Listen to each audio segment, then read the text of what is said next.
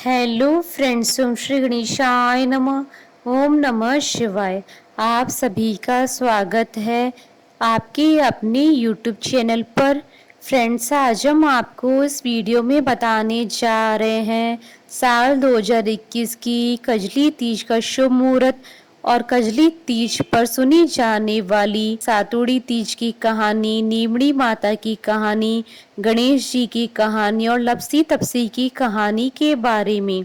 Friends, video शुरू करने से पहले आपसे रिक्वेस्ट है, अगर आप हमारी चैनल पर नए हैं और आपने अभी तक चैनल को सब्सक्राइब नहीं किया है तो प्लीज़ सब्सक्राइब कीजिएगा चैनल को, साथ ही प्रेस कीजिएगा बेल आइकन को, जिससे नए वीडियो से रिलेटेड नोटिफिकेशन आपको तुरंत प्राप्त हो सके।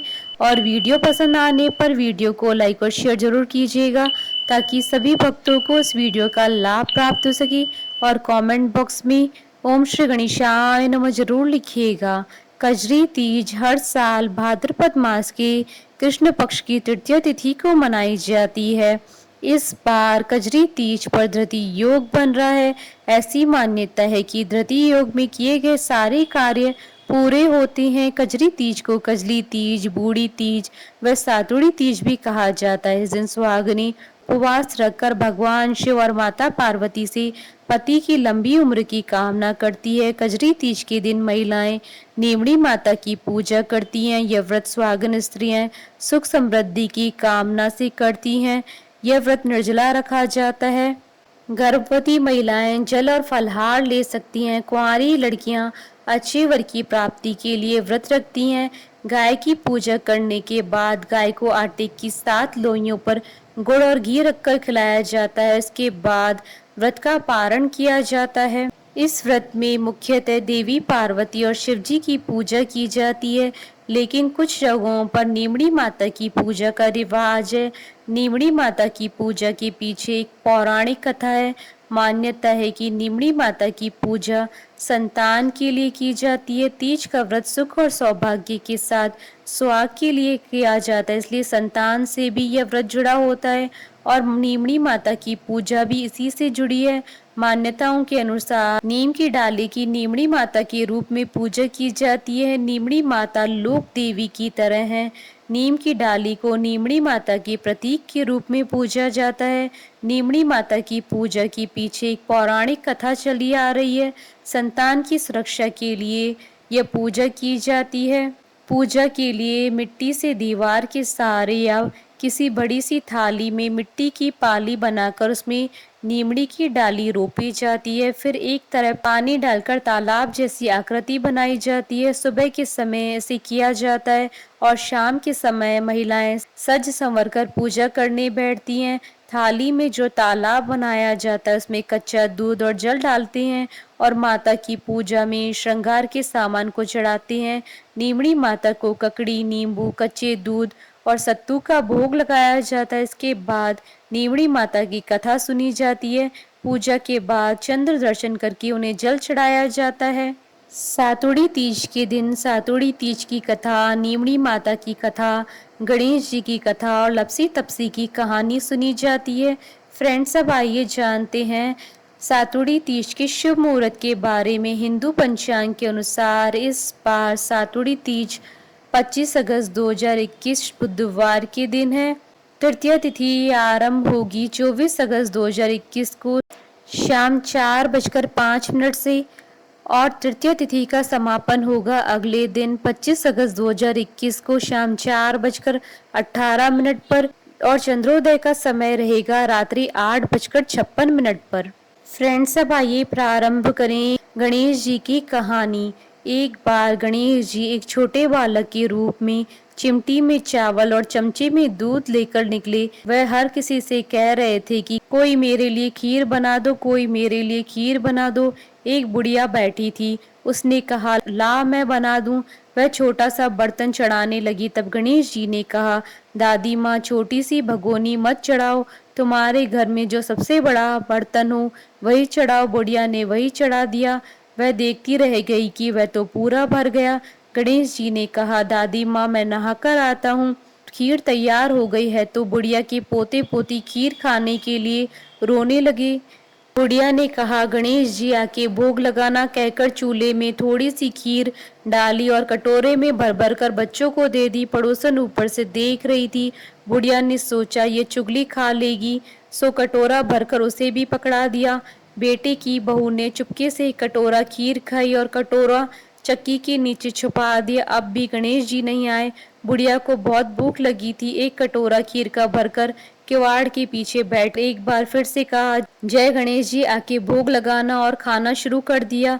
तभी गणेश जी आ गए। बुढ़िया ने कहा, आजा रे गणेशा, खीर खा ले, मैं तो तेरी राह देख रही थी। गणेश जी ने कहा, दादी माँ मैंने तो खा ली। बुढ़िया ने कहा, कब खाई? गणेश जी ने कहा, जब तेरे पोते पोती ने खाई तब खाई, जब तेरी पड़ोसन ने खाई तब खाई, जब तेरी बहू ने खाई तब खाई, और जब तूने खाई तो पेट पूरा ही भर गया। बुढ़िया ने कहा, बेटा और सारी बात तो सच है, पर बहू बेचारी का नाम मत लेवे, वो तो सुबह से काम में लगी रही है।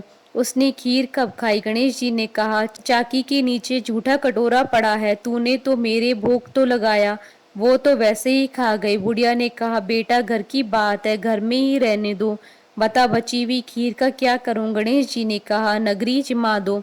लोगों को न्योता दिया तो सब हंसने लगे कि बोले, कल तक जो खाने का पता नहीं था आज नगरी जमाएंगे।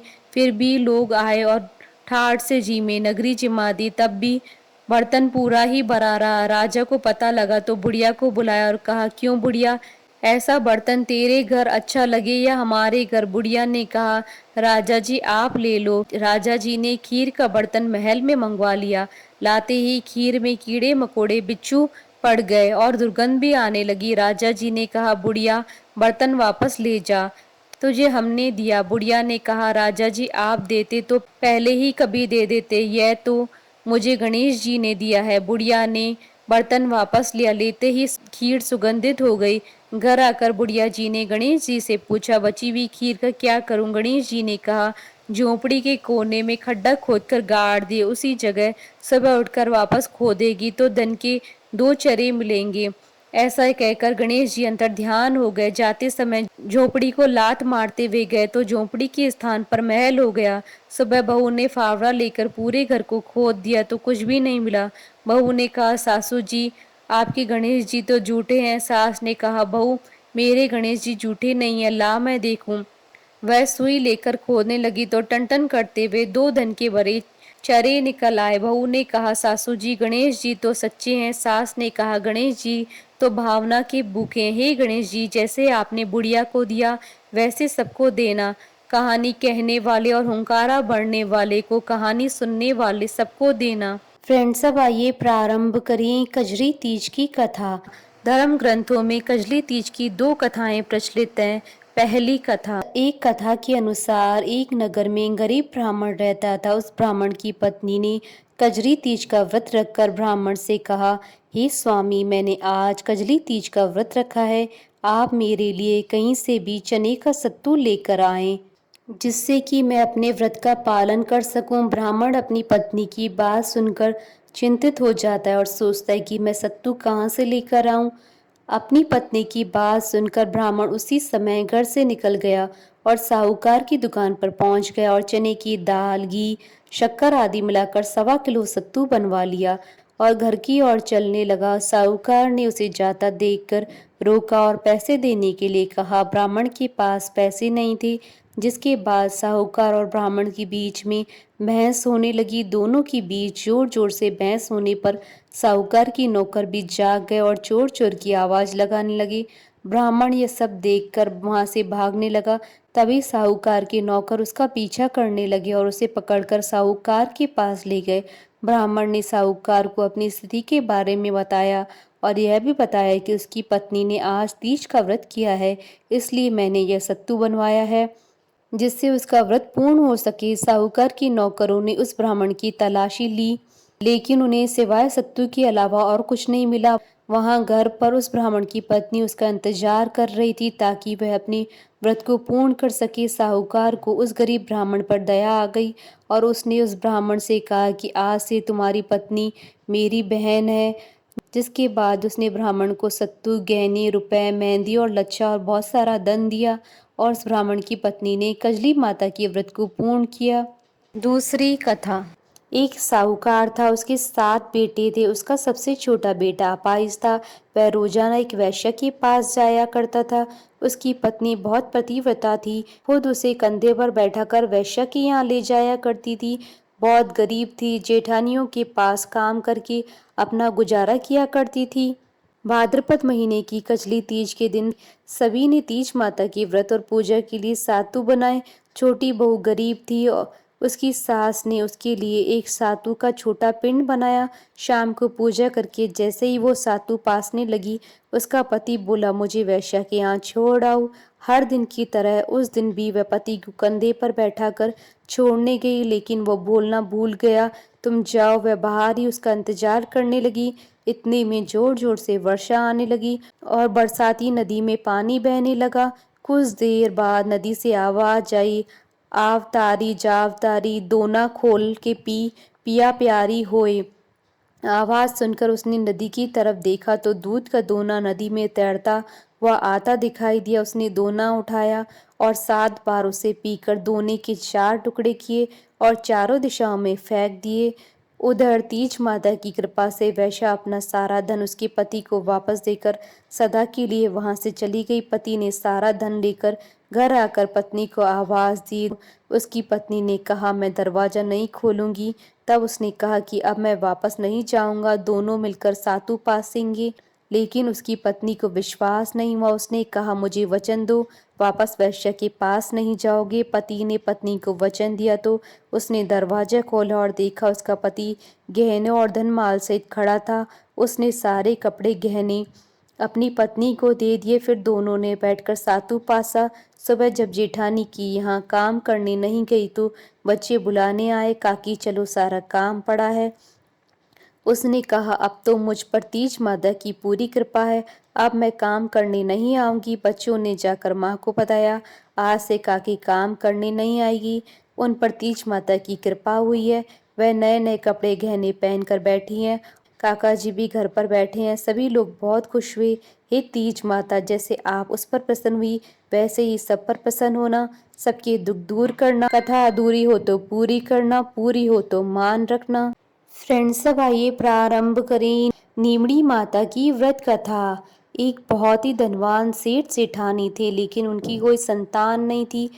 इसके लिए सेठानी ने भादों की कजरी तीज यानी बड़ी तीज का व्रत किया और नीमड़ी माता से प्रार्थना की कि अगर उसे संतान हो जाए तो वह उन्हें 1.25 मण का सातु चढ़ाएंगी। माता की कृपा से सेठानी को 9वें महीने में एक पुत्र की प्राप्ति हुई, लेकिन सेठानी सातु चढ़ाना भूल गई। देखते ही देखते सेठानी को 7 पुत्र हो गए। पहले बेटे का विवाह भी हो गया और सुहाग रात में ही सांप ने उस पुत्र को डस लिया, जिससे उसकी मौत हो गई। एक के बाद एक 6 पुत्रों की मौत शादी की रात को होती गई। इसे देखकर सेठ सेठानी ने तय किया कि वह अपने 7वें बेटे का विवाह नहीं करेंगे, लेकिन गांव वालों के बहुत कहने और समझाने पर सेठ सेठानी ने बेटे की शादी दूर देश से करना तय किया। बेटे की सगाई के लिए सेठ बहुत दूर तक एक गांव आए और देखा कि वहां 4-5 लड़कियां खेल खेल रही थी, जो मिट्टी का घर बनाकर तोड़ रही थी। उनमें से एक लड़की ने कहा, मैं अपना घर नहीं तोड़ूंगी। सेठ को यह लड़की समझदार लगी। खेलकर जब लड़की वापस अपने घर जाने लगी तो सेठ जी उसके पीछे पीछे उसके घर गए। सेठ ने लड़की की माता पिता से बात करके अपने लड़की की सगाई व विवाह की बात पक्की कर दी। उसके बाद विवाह भी हो गया।